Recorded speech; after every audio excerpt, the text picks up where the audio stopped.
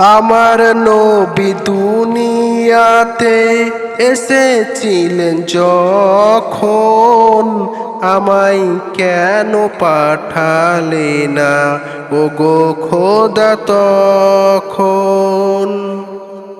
দেখতাম মোর নবীজিকে দুনয়ন ভরে, চুমন দিয়ে ভরিয়ে দিতাম চরণ নবীজিকে। শিশু নবী মায়ের কোলে দোলা খেতেন যখন, আমায় কেন পাঠালে না ওগো খোদা তখন? আমার নবী দুনিয়াতে এসেছিলেন যখন।